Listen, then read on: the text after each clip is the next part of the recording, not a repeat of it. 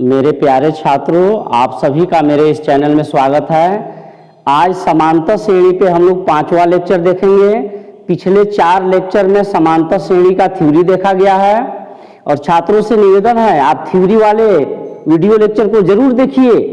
और जो भी छात्र यदि पिछला वीडियो नहीं देखे हैं तो यहाँ डिस्क्रिप्शन बॉक्स में लिंक मौजूद है, यहाँ से जाके आप पिछला वीडियो देख सकते हैं। और यदि वीडियो देखने में स्पष्ट नजर नहीं आए तो यहाँ 3 डॉट्स है, यहाँ से वीडियो की क्वालिटी को बढ़ा सकते हैं। और जब भी वीडियो देखिए तो मोबाइल का लाइट भी बढ़ा लीजिए। तो चलिए आगे बढ़ रहे हैं और आज शुरू होगा समांतर श्रेणी का प्रश्नावली 5.1। ठीक ना। पिछला 4 वीडियो आप जरूर देखिए, क्योंकि पिछले 4 वीडियो में समांतर श्रेणी का पूरा थ्योरी मौजूद है। कॉन्सेप्ट को समझिए, उसके बाद क्वेश्चन बनाने में आपको कहीं प्रॉब्लम नहीं होगा। तो चलिए ध्यान दीजिएगा। प्रश्नावली 5.1 ये आपका समांतर श्रेणी चल रहा है जी। समांतर श्रेणी का प्रश्नावली 5.1 ध्यान दीजिएगा। पहला क्वेश्चन 1 के 1 में क्या क्वेश्चन है समझिएगा। पहली बात तो क्वेश्चन नंबर 1 में आपका 4 प्रश्न है। क्वेश्चन नंबर 1 क्या कह रहा है समझिए। कह रहा है निम्न स्थितियों में से किन स्थितियों में संबद्ध संख्याओं की सूची एपी में है, क्यों। यानी कहने का अर्थ है क्वेश्चन नंबर 1 में आपका 4 प्रश्न दिए हुए हैं। कह रहा है कि निम्नलिखित स्थितियों में से कौन समांतर श्रेणी में है। समझे। क्वेश्चन नंबर 1 में आपका 4 प्रश्न दिए हुए हैं और क्वेश्चन नंबर 1 में कह रहा है निम्नलिखित स्थितियों में से किन स्थितियों में संबद्ध संख्याओं की सूची एपी में है, क्यों। ठीक ना। यानी कहने का अर्थ है कि क्वेश्चन नंबर 1 में आपका 4 प्रश्न दिया हुआ है, पूछ रहा है किन स्थितियों में आपका समांतर श्रेणी हो रहा है। ठीक है, कौन समांतर श्रेणी में है। तो चलिए पहला क्वेश्चन कह रहा है, पहला क्वेश्चन है आपका प्रत्येक किलोमीटर के बाद टैक्सी का किराया, जबकि प्रथम किलोमीटर का किराया 15 रुपए है और उसके बाद प्रत्येक अतिरिक्त किलोमीटर का किराया 8 रुपए है। बताना है यह स्थिति समांतर श्रेणी में है या नहीं। क्वेश्चन नंबर 1 का एक क्वेश्चन है। ठीक है, क्वेश्चन नंबर 1 का पहले का क्वेश्चन है प्रत्येक किलोमीटर के बाद टैक्सी का किराया, जबकि प्रथम किलोमीटर का किराया 15 रुपए है और उसके बाद प्रत्येक अतिरिक्त किलोमीटर का किराया 8 रुपए है। तो बताना है कि जो भी किलोमीटर का किराया है क्या वह समांतर श्रेणी में है या नहीं। तो ध्यान दीजिएगा, पहले समझिए। देखिए यह मान लीजिए आपका 1 है, 1 किलोमीटर, और यह आपका 2 है। चलिए थोड़ा सा और आगे बढ़ाते हैं। ये आपका 3 है। ध्यान दीजिए। तो कह रहा है प्रथम किलोमीटर का किराया आपका क्या है जी, 15 रुपए है और उसके बाद प्रत्येक अतिरिक्त किलोमीटर का किराया 8 रुपए है। ठीक है, टैक्सी का किराया, ठीक है, प्रथम किलोमीटर का किराया 15 रुपए है और उसके बाद प्रत्येक अतिरिक्त किलोमीटर का किराया 8 रुपया है जी। यह भी क्या है, 8 रुपए है। तो बताना है यह स्थिति अर्थात टेम्पू का किराया जो किलोमीटर का है समांतर श्रेणी में है या नहीं है। तो ध्यान दीजिएगा। देखिए प्रथम किलोमीटर का किराया क्या हो गया जी, 15 रुपया। क्वेश्चन कहा प्रत्येक किलोमीटर के बाद, ठीक है, प्रत्येक किलोमीटर के बाद टैक्सी का किराया, जबकि प्रथम किलोमीटर का किराया 15 रुपए और उसके बाद प्रत्येक अतिरिक्त किलोमीटर का किराया 8 रुपए है। बताना है कि जो भी टेम्पू का टैक्सी का किराया है क्या यह समांतर श्रेणी में है या नहीं। तो ध्यान दीजिएगा, 1 किलोमीटर का किराया क्या हुआ जी, 15 रुपए। 1 किलोमीटर का किराया 15 रुपया हो गया ना। ध्यान देते रहिएगा। 2 किलोमीटर का किराया क्या हो जाएगा आप ही बताइए। तो 15 8 23 रुपए हो जाएगा ना। 2 किलोमीटर का किराया आपका तो इतना पूरा जुटेगा, 15 8 23 रुपया हो जाएगा। ठीक है, 2 किलोमीटर का किराया आपका 23 रुपए। 3 किलोमीटर का किराया देखिए, अब यहां से लेकर वहां तक 3 किलोमीटर हो रहा है ना, तो 15 8 8 यह तीनों जुटेगा ना जी। तो 15 8 आपका 23, 23 8 आपका 31, 3 किलोमीटर का किराया आपका क्या हो रहा है जी, 31 रुपए। कोई दिक्कत, समझ रहा है ना। अब यह देखना है कि 1 किलोमीटर का किराया जो है, 2 किलोमीटर का जो किराया है, 3 किलोमीटर का जो किराया है, इसी प्रकार क्या यह समांतर श्रेणी में है या नहीं। देखिए, कोई भी अनुक्रम समांतर श्रेणी में है या नहीं है जानने के लिए कम से कम 3 पद चाहिए। तो कम से कम 3 पद रहेगा तो घटा के 2 पदांतर निकलेगा, 2 क्रमागत पदों का अंतर 2 निकलेगा, तब ना हम तुलना करेंगे कि बराबर है या नहीं। और यदि 2 क्रमागत पदों का अंतर बराबर है यानी पदांतर बराबर है तो यह स्थिति आपका समांतर श्रेणी में है। चलिए अब लिख रहे हैं, चूंकि प्रथम किलोमीटर का किराया, चूंकि प्रथम किलोमीटर का किराया क्या है जी, 15 रुपए, उसके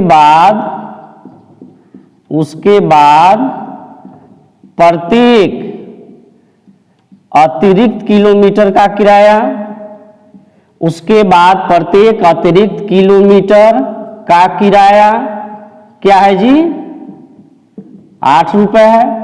ठीक ना, आप देख रहे हैं ना, प्रथम किलोमीटर का किराया 15 रुपए, उसके बाद प्रत्येक अतिरिक्त किलोमीटर का किराया 8 रुपए है। बताना है यह स्थिति समांतर श्रेणी में है या नहीं। इसलिए चलिए अब इसको मिटा रहे हैं, ध्यान देते रहिएगा। इसलिए 1 किलोमीटर का किराया, 1 किलोमीटर का किराया क्या होगा जी, चूंकि प्रथम किलोमीटर का किराया 15 रुपए, तो 1 किलोमीटर का किराया 15 रुपए ना जी, ध्यान देते चलिएगा। 2 किलोमीटर का किराया,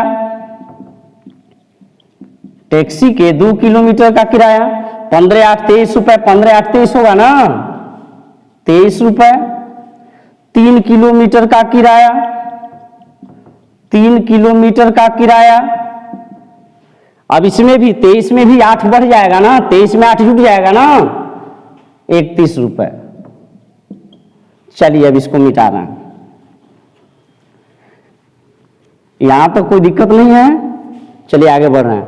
इसलिए टैक्सी है आपका, टैक्सी का किराया, टैक्सी का किराया अभी रुपए में है ना जी, टैक्सी का किराया रुपए में, ध्यान दीजिएगा।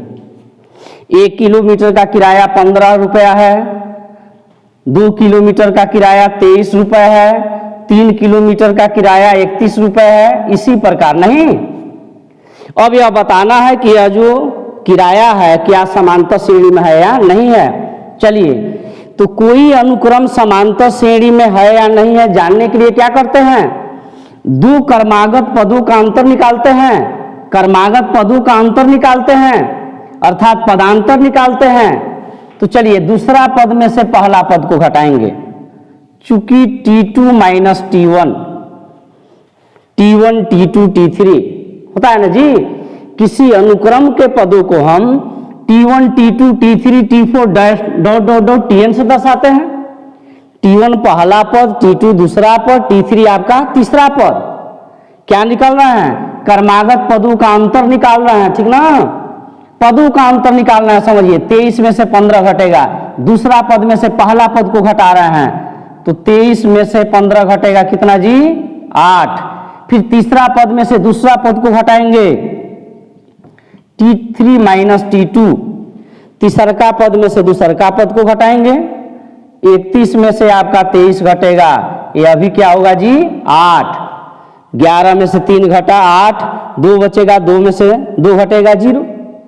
तो देखिए क्रमागत पदों का अंतर नियत है ना, अर्थात पदांतर बराबर है, ठीक है, इसलिए यह संबंध क्या है, समांतर श्रेणी में है, लिखेंगे।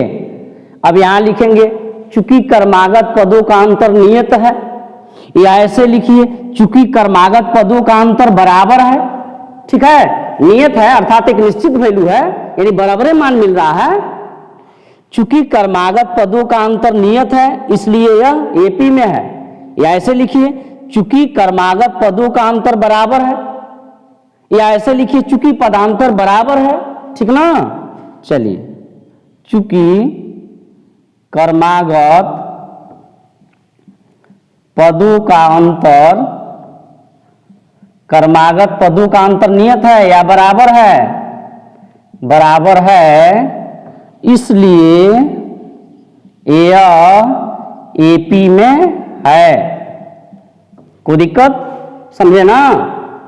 तो वीडियो को आप पॉज करके इसे उतार लीजिएगा या इसका स्क्रीनशॉट भी ले सकते हैं, ठीक ना। चलिए अब इसको मिटा रहे हैं और आगे बढ़ रहे हैं। इसी प्रकार इसमें 3 क्वेश्चंस और हैं, उसको आप कीजिएगा और यदि दिक्कत होता है तो उसको कमेंट बॉक्स में बताइए, सॉल्यूशन आपको दिया जाएगा, ठीक ना। ध्यान दीजिएगा, अब इसको मिटा रहे हैं, अब नेक्स्ट क्वेश्चन किया जाएगा। ध्यान देते रहिएगा आप लोग। अब क्वेश्चन नंबर आपका 2 देखिए क्या कह रहा है। क्वेश्चन नंबर आपका 2, ध्यान दीजिएगा। दी हुई एपी के प्रथम 4 पद लिखिए जबकि प्रथम पद डी निम्नलिखित है। क्वेश्चन नंबर 2 देखिए क्या कह रहा है। 2 का 1 देखिए, ए का मान 10 दिया हुआ है, डी का मान भी 10 दिया हुआ है, ठीक ना। ए का मान 10 है, डी का मान 10 है, ठीक है। देखिए क्वेश्चन नंबर 2 में कह रहा है कि दी हुई एपी में प्रथम 4 पद लिखिए, ठीक है, यानी समांतर श्रेणी का प्रथम 4 पद लिखना है। यदि आपका ए का मान 10 है, ए क्या है जी, प्रथम पद है, डी क्या है जी, सार्वंतर है या पदांतर है, ठीक ना। तो क्वेश्चन नंबर 2 में प्रथम पद दिया हुआ है, पदांतर दिया हुआ है, इस समांतर श्रेणी का प्रथम 4 पद लिखना है, ठीक ना। तो ध्यान दीजिएगा, प्रथम 4 पद लिखना है, ध्यान दीजिए। तो चूंकि एपी के, एपी अर्थात एरिथमेटिक प्रोग्रेशन, समांतर श्रेणी ना, समांतर श्रेणी को हमेशा हम एपी ही बोलेंगे अब, ठीक ना। तो एपी के प्रथम 4 पद, ध्यान दीजिए, निकालने का कोई उपाय है जी। ए प्लस डी, ए प्लस 2d, ए प्लस 3d। आप थ्योरी याद कीजिए, एनवा पद का फॉर्मूला प्राप्त किया गया था, उसके नीचे यह थ्योरी लिखे थे हम, ठीक ना। आपको एक बार पुनः याद दिलाते हैं, समझिए। लिखे थे यदि किसी एपी का, यदि किसी समांतर श्रेणी का प्रथम पद ए हो, प्रथम पद ए हो, पदांतर आपका डी हो, तो समांतर श्रेणी का पद क्या होता है, इसलिए एपी के पद याद कीजिएगा। थ्योरी बताए थे यदि किसी समांतर श्रेणी का प्रथम पद ए हो, पदांतर डी हो, तो समांतर श्रेणी का पद क्या होता है, ए प्लस डी, ए प्लस 2d, ए प्लस 3d, ए प्लस 4d डॉट डॉट, ये लिखा गया था ना। यानी यह आपका पहला पद है, या आपका दूसरा पद है, या आपका तीसरा पद है, या आपका चौथा पद है, कोई दिक्कत नहीं। चलिए, तो समांतर श्रेणी में प्रथम पद का मान दिया है 10, पदांतर का भी मान दिया है 10, यानी प्रथम पद दिया है, पदांतर दिया है, समांतर श्रेणी का प्रथम 4 पद लिखना है, ठीक ना। तो ए प्लस डी, ए प्लस 2d, ए प्लस 3d ऐसे भी निकाल सकते हैं, और भी उपाय है जी। चलिए अब इसमें भाई पुट कीजिए। तो ये आपका प्रथम पद का मान 10 है, तो 10 कॉमा ए का मान 10 और डी का मान क्या है जी 10। कोई दिक्कत, यहां से वैल्यू पुट कर रहे हैं, यहाँ पे ध्यान देते रहिएगा। फिर ये है यहाँ पे, तो ए का मान क्या है जी 10 है, प्लस 2 गुणे डी का मान भी 10 है, कॉमा ए का मान 10 है, प्लस 3 गुणे डी का मान भी क्या है 10 है, ठीक है। चलिए, तो 10 और 10 में 10 जोड़िएगा जी 20, ध्यान दीजिए 10 प्लस 10 दूना 20, 10 प्लस 10 30। अब चलिए 10, 20, 20 आ 10 जी 30, 30 आ 10 40। यही आपका आंसर हुआ। कोई दिक्कत? ऐसे देखिए मौखिक बन जाएगा। ये तो मान लीजिए बनाना है तो लिखना है ना जी, लिख के हम लोग बनाएंगे, लेकिन मौखिक आंसर आप जान लीजिएगा। प्रथम पद 10 है, ये आपका प्रथम पद होता है ना, तो पहले का पद तो 10 हो गया ज्यों कहते हो। और पदांतर आपका 10 है, तो पदांतर यह बताता है कि प्रत्येक पद उतना से बढ़ेगा आगे। डी का मान 10 है, इसका मतलब प्रत्येक पद आगे 10 से बढ़ेगा। समझ रहे हैं ना? पदांतर यह बताता है कि प्रत्येक पद उतना से आगे बढ़ता जाएगा। यदि पदांतर धनात्मक है, प्लस में है, तो प्रत्येक पद का अगला पद बढ़ते जाएगा। यदि पदांतर ऋणात्मक है तो अगला पद घटते जाता है। नहीं तो डी यही बताता है, पदांतर यही बताता है कि प्रत्येक पद उतना से आगे बढ़ेगा। प्रथम पद ये आपका प्रथम पद होता है, तो पहले का पद तो 10 हो गया, और डी का मान 10 है, पदांतर 10 है, इसका मतलब प्रत्येक पद 10 से बढ़ेगा। तब आप ही बताइए दूसरा पद क्या होगा? अब इसमें 10 जोड़िए, 10 में 10 जोड़िएगा 20, अब इसमें 10 जोड़िए 30, इसमें 10 जोड़िए 40। मौखिक नहीं हो जा रहा है? मौखिक भी आपका बन जा रहा है। हमने बनाया, चूंकि लिखना है, लिख के बनाना है, तो ऐसे हमने बनाया। ध्यान दीजिएगा, और भी उपाय है जी, ठीक है, और भी उपाय है। ध्यान दीजिएगा, और उपाय क्या है? चूंकि पहला पद तो आपका क्या है जी 10 है, तो प्रथम पद तो आपका 10 है। अब देखिए T2, अब दूसरा पद निकालना हो तो पहले पद में आप डी जोड़ दीजिए, क्योंकि प्रत्येक पद आपका डी से आगे बढ़ रहा है ना। तो दूसरा का पद निकालना हो तो पहला पद में डी जोड़ दीजिए। अब पहला पद देखिए क्या है 10 है, और डी का मान क्या है जी 10 है। 10 आ 10 आपका क्या आ गया 20 आया। कोई दिक्कत? तीसरा पद निकालना हो क्या कीजिएगा? दूसरे पद में फिर डी जोड़ दीजिए, दूसरे पद में डी जोड़ दीजिए। दूसरा पद क्या आया है जी 20, और डी का मान क्या है जी 10। 20 आ 10 क्या हो जाएगा आपका 30। कोई दिक्कत? चौथा पद निकालना हो क्या कीजिएगा? तीसरे पद में डी जोड़ दीजिए। कोई दिक्कत? तीसरे पद में डी जोड़ दीजिए। तीसरा पद क्या आया है आपका 30, और डी का मान क्या है जी 10। 30 आ 10 40। यही सब आपका क्या हो गया आंसर हो गया। ये सेकेंड तरीका हो गया ना जी। कोई दिक्कत? यह आपका दूसरा मेथड हो गया। तो आप ऐसे निकालिए या ऐसे निकालिए, सब सही है। कोई दिक्कत? चलिए अब इसको मिटा रहे हैं। अब क्वेश्चन नंबर 2 में और भी क्वेश्चंस हैं, आप उसको ऐसा ही कीजिएगा, ठीक ना? बनाइएगा, इस तरीके से बनाइए या इस तरीके से बनाइए, ठीक ना? अब चलिए क्वेश्चन नंबर 3 देखा जा रहा है, आप ध्यान देते रहिएगा। इसको मिटाते हैं। क्वेश्चन नंबर 3 देखेंगे हम लोग। अब देखा जाएगा क्वेश्चन नंबर 3। बहुत आसान है, कहीं कोई आपका दिक्कत नहीं होगा, बस ध्यान देते रहिए। क्वेश्चन नंबर 3 देखिए क्या कह रहा है। 3 में आपका कह रहा है प्रथम पद और सार्वंतर का मान निकालना है जी। 3 1 -1 -3, 3 1 -1 -3 डॉट डॉट 3 1 -1 -3। ध्यान दीजिएगा, समांतर श्रेणी दिया हुआ है, इसमें प्रथम पद निकालना है और सार्वंतर निकालना है, अर्थात पदांतर निकालना है, ठीक ना? चलिए, तो इसका प्रथम पद क्या है जी 3 है। यह आपका पहला पद, दूसरा पद, तीसरा पद, चौथा पद। कोई दिक्कत? तो प्रथम पद क्या है 3 है, और प्रथम पद को किससे दर्शाते हैं ए से। तो चूंकि ए बराबर क्या जी 3। कोई दिक्कत? अब देखिए क्या निकालना है, सार्वंतर निकालना है, पदांतर निकालना है। तो पदांतर निकालने के लिए आप 1 में से 3 को घटा लीजिए।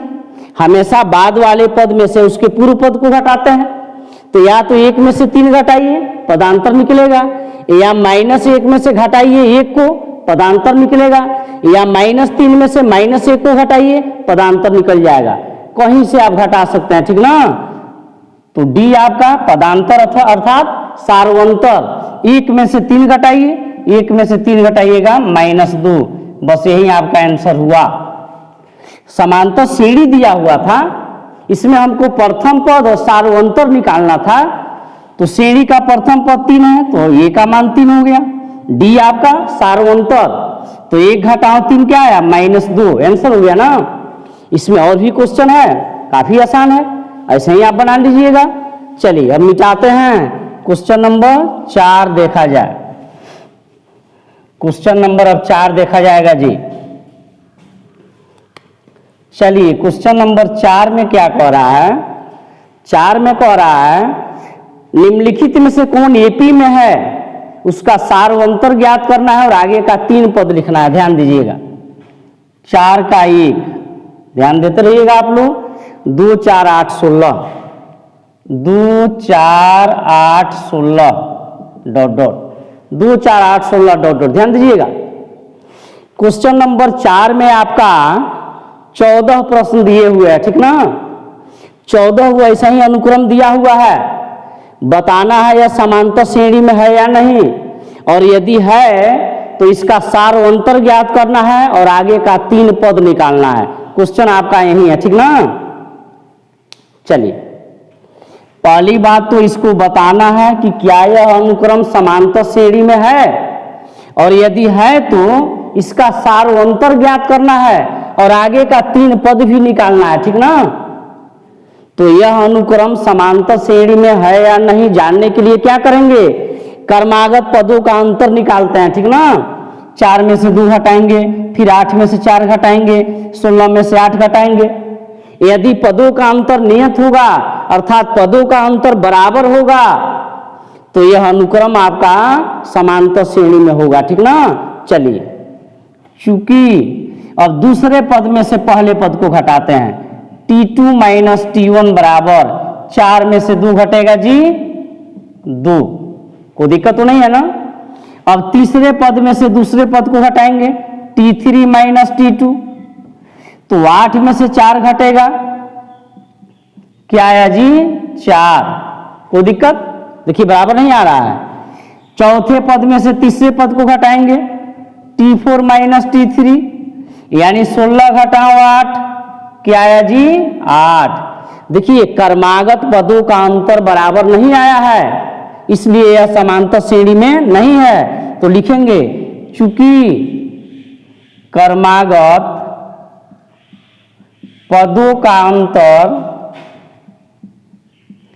नियत नहीं है या क्रमागत पदों का अंतर बराबर नहीं है, या इतना भी हम लिख सकते हैं चूंकि पदांतर बराबर नहीं है, चूंकि क्रमागत पदों का अंतर बराबर नहीं है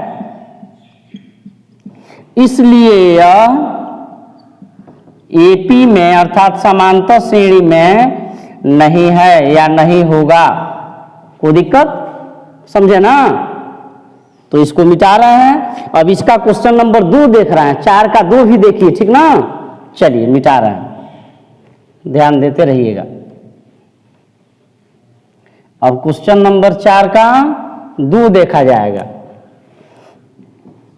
चलिए 4 का 2 क्या है, 2 5/2, 3 7/2, 2 5/2, 3 7/2, कॉमा डॉट डॉट।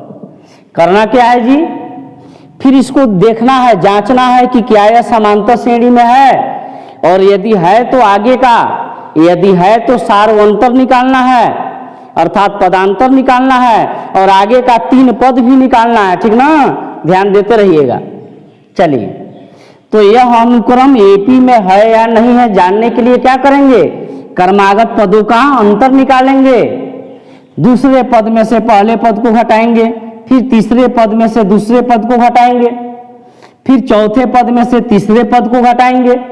यदि क्रमागत पदों का अंतर बराबर होगा अर्थात पदांतर बराबर होगा तो यह अनुक्रम आपका एपी में होगा। नहीं, यह बात हम लोग कहां से जानते हैं, एपी की परिभाषा से, समांतर श्रेणी की परिभाषा से। चलिए चूंकि दूसरे पद में से पहले पद को घटाइए, T2 माइनस T1, तो 5/2 में से घटाएंगे हम 2, ठीक है। ध्यान देते रहिएगा, 5/2 में से 2 घटाया जाएगा चलिए भिन्न का घटाव है, बट्टा के नीचे 1 लिखते हैं, सुविधा के लिए लिखना जरूरी नहीं है, ध्यान दीजिएगा। तो भिन्न का घटाव कीजिएगा तो 2 और 1 का लसा 2 होगा, कोई दिक्कत। 2 से 2 में भाग दीजिएगा, हर से लसा में भाग दीजिएगा, एक बार में जाएगा। और 1 का गुणा 5 के साथ है, 5 एकम 5 माइनस 1 से 2 में भाग दीजिएगा, 2 बार में कटेगा। और 2 का गुणा 2 के साथ है, 2 दूनी 4, तो क्या है आपका 1/2। चलिए अब तीसरे पद में से दूसरे पद को घटाएंगे, तीसरे पद में से दूसरे पद को घटाएंगे तो 3 में से हम घटाएंगे 5/2, ध्यान दीजिएगा। 2 तिहाई 6 माइनस 5/2, 6 माइनस 5/2, भिन्न का घटावे हो रहा है आपका। 2 तिहाई 6 माइनस 5/2 भिन्न का घटावे है, तो कितना हो गया जी 1/2। अब चौथे पद में से तीसरे पद को घटाएंगे, चौथे पद में से घटाइए तीसरे पद को, तो 7/2 में से घटाना है किसको, 3 को, ध्यान दीजिएगा। तो 7 माइनस 3 दूना 6 आप /2, भिन्न का घटावे कर रहे हैं। आप सुविधा के लिए यहाँ बट्टा के नीचे 1 भी लिख के ऐसा कर सकते हैं, बात यही होगा, ठीक ना। चलिए तो अभी क्या आ गया जी 1/2। देखिए कर्मागत पदों का अंतर बराबर है ना, कोई दिक्कत। तो यह अनुक्रम क्या है, एपी में है, और उस चीज को लिखेंगे। चूंकि कर्मागत पदों का अंतर बराबर है या नियत है, यह भी लिख सकते हैं, इसलिए यह एपी में है, ठीक ना।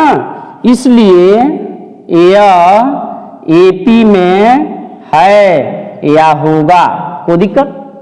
यहाँ यह भी लिख सकते हैं चूंकि पदांतर बराबर है, चूंकि जो अंतर आता है वो आपका एक नियत संख्या आता है, और उसी नियत संख्या को हम क्या कहते हैं, पदांतर कहते हैं, सार्वंतर कहते हैं। तो चलिए इतना हम बता दिए कि यह अनुक्रम क्या है जी, एपी में है, समांतर श्रेणी में है। अब कह रहा है कि यदि यह समांतर श्रेणी में है तो सार्वंतर ज्ञात कीजिए और आगे का 3 पद निकालिए, ठीक ना, ध्यान दीजिएगा। इसलिए सार्वंतर, पदांतर या सार्वंतर, तो यही ना पदांतर है जी। सार्वंतर का मान क्या है, पदांतर का मान क्या है 1/2। अब आगे का 3 पद निकालना है, ध्यान दीजिएगा। तो पहला पद, दूसरा पद, तीसरा पद, चौथा पद, इसका मतलब हमको 5वां, 6ठा, 7वां पद निकालना है, इसलिए 5वां पद, ध्यान दीजिएगा। अब 5वां पद निकालना है तो क्या करेंगे, चौथे पद में हम डी जोड़ देंगे। पदांतर यह बताता है कि प्रत्येक पद उतना से आगे बढ़ रहा है, नहीं। 5वां पद निकालना है, क्या करेंगे, चौथे पद में हम डी का मान जोड़ देंगे, जैसा कि अभी पहले बताए। चौथे पद में हम डी का मान जोड़ देंगे। चौथा पद क्या है 7/2 और डी का मान क्या है 1/2, ठीक ना। अब यह आप कीजिएगा भिन्न का जोड़, तो 7 + 1/2 8/2, यानी क्या आ जाएगा 4, कोई दिक्कत। 5वां पद ऐसे भी निकाल सकते हैं आप। 5वां पद कितना के बराबर होगा, a + 4d, ध्यान दीजिएगा। 5वां पद है तो a + 4d होगा। 10वां पद होगा तो a प्लस इससे कम d, 10वां पद होगा तो a + 9d, 20वां पद होगा a + 19d, ठीक ना। थ्योरी में हम लोग देखे हुए हैं, फार्मूले से भी, nवां पद के फार्मूले से भी यह जान सकते हैं, ठीक ना।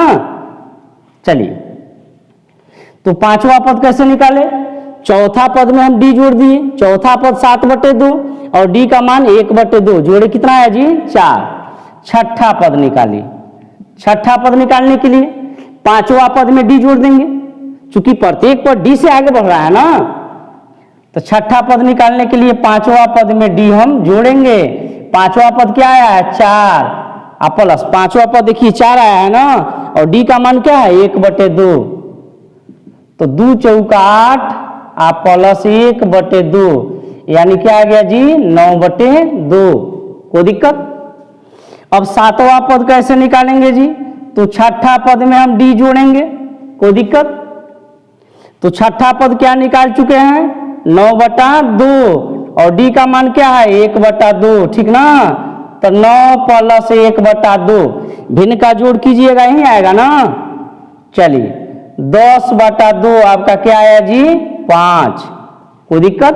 अब इसलिए लास्ट में लिख दीजिए, इसलिए पांचवा पद मेरा क्या मिला है 4, छठा पद क्या मिला है 9/2 और सातवां पद क्या मिला है जी 5। यह आंसर हुआ और एक आंसर आपका यह हुआ। कोई दिक्कत, समझ में आया ना। इसी के साथ इस वीडियो को समाप्त किया जाता है। धन्यवाद।